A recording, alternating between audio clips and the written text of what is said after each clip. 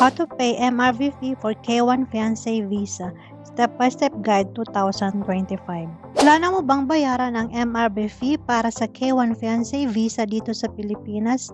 Sa updated na 2025 step-by-step guide na ito, malalaman mo kung paano magbayad online o sa RCBC, magkano ang fee, paano i-download ang resibo at kung paano iwasan ang mga karaniwang pagkakamali na nagdudulot ng delay. Welcome to the Swanberg channel. This channel provides US visa guidance, how-to tutorials, inspirational quotes, and vlogs. My videos are created based on personal experience and careful research. Thank you to all my viewers and welcome to those who are new. I hope you find each video informative and helpful. Disclaimer, ang video na ito ay base sa aking pagre-research at sa isang question ng aking subscriber. Sabi niya doon ay paano daw bayaran ng DS-160. Wala akong personal experience sa pagbabayad ng DS-160 dahil ako ay CR1 o IR1 immigrant visa. Ginawa ko ang video na ito para matulungan ng ating subscriber dahil sa kanyang question na paano daw bayaran ang DS-160 in which hindi naman tayo magbabayad ng DS-160 kundi ang MRV fee. Ang application niya ay K1 Fiancé Visa.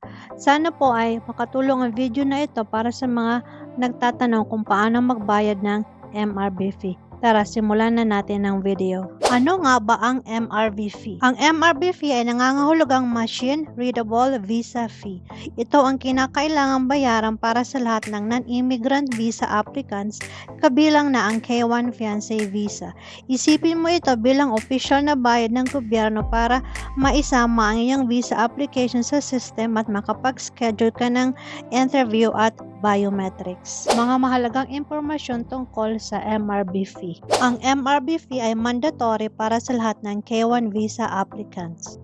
Ito ay hindi refundable kahit ma-deny ang visa mo. Ito ay hindi transferable, hindi mo ito pwedeng gamitin para sa ibang tao. Ang resibo ng MRV fee ay valid ng 1 taon mula sa petsa ng pagbabayad mo. Kailangan mong bayaran ang MRV fee na ito bago ka makapag-schedule ng visa interview at biometrics. Sino ang kailangan magbayad ng MRV fee? Narito ang mga taong kailangan magbayad ng MRV fee.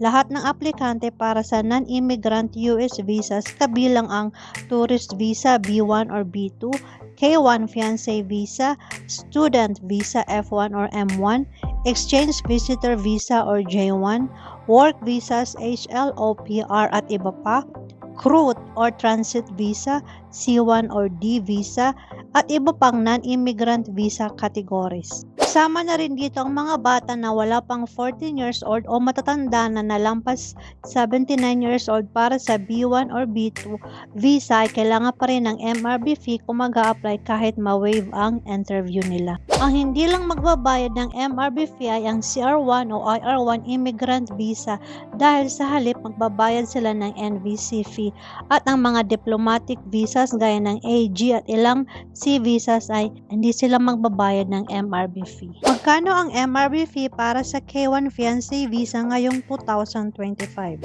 Para sa 2025, ang MRV fee ay para sa K1 Fiancé Visa ay $265 USD. Pareho rin ito para sa lahat ng K-category visas gaya ng K1 para sa fiancés at K2 para sa mga dependent na anak. Ang halaga sa peso ay nagbabago buwan-buwan depende sa exchange rate ng US Embassy. Ang halaga makikita mo sa loob ng iyong US Visa Appointment Account ang eksaktong halaga na kailangan mong bayaran. Para naman sa iba pang non-immigrant visa categories, maaaring mag-iba ang fee para sa bawat isa.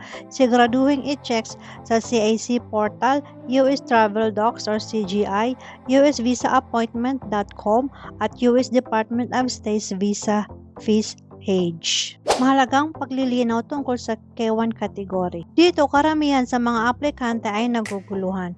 Ang K1 visa ay official na isang non-immigrant visa. Ngunit, ito ay napakahalaga sa Philippines Visa Appointment System. Ang K1 category ay makikita sa Immigrant Visa section.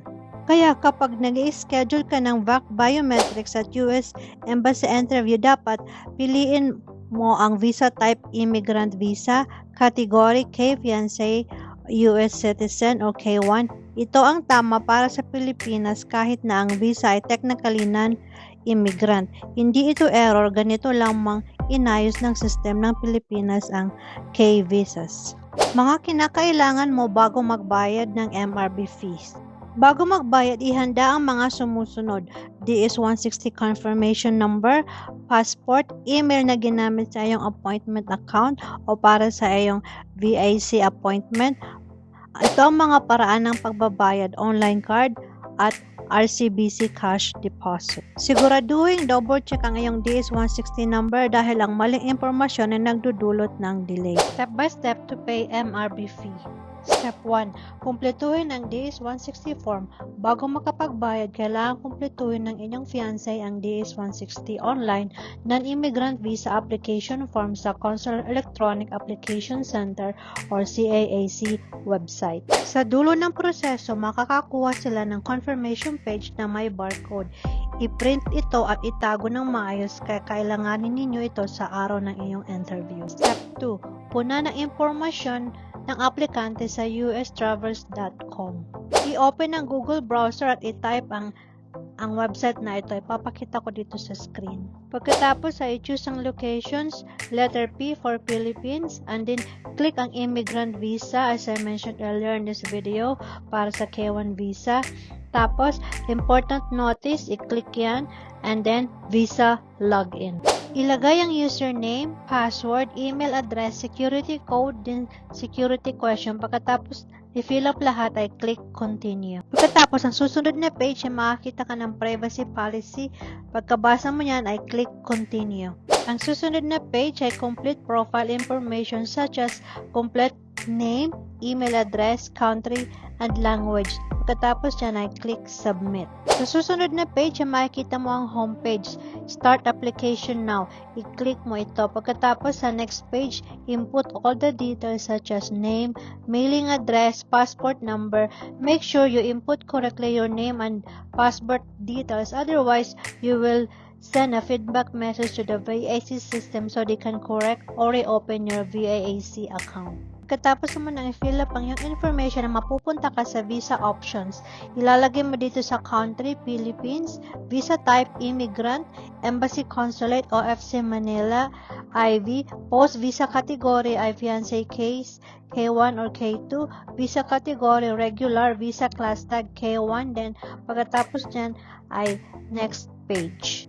Sa susunod na page ay DS-160 number. Input mo kung ano yung DS-160 number mo, pagkatapos ay click next. Sa susunod na page ay makikita mo may question dyan kung ang K1 visa ba ay may interview, pero pagkakaalam ko ang K1 visa does not support interview waiver, so click next. Ikaw mismo magbubook ng inyong interview for K1 visa. Sa next page, manage dependent. If you have dependents like K2, you can add. If you don't have, proceed to the next page. Sa next page ay makikita mo ng document delivery options. Input your delivery address. You can choose premium delivery, premium location pickup, which is free in the VAC Parcal. The new courier now is to go. You will pay upon receiving your passport with visa for premium delivery or location. Ipapakita ko dito sa screen yung video ko kung ano pa ang bagong delivery courier ngayon. Panoorin nyo ito. Step 3. Pay the MRB fee. Ang summary charges, pag isang aplikante lamang, ang babayaran mo ay $265. But nagbabago ito depende sa rate. Pagkatapos mo ay i-read mo muna yung disclaimer bago kang magbayad. I already mentioned above about the facts of MRB fee. You can pay by cash or credit or debit card. Pay MRB fee via cash or RCBC.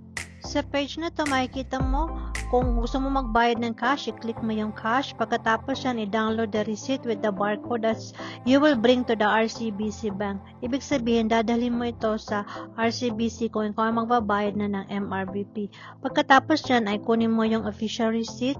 Then, pagkarating mo doon, bibigyan ka nila ng receipt na naman keep the RCBC receipt for safe. The RCBC payments reflect in 4 to 24 hours, sometimes up to 48 hours on weekends. Keep checking your appointment on the dashboard.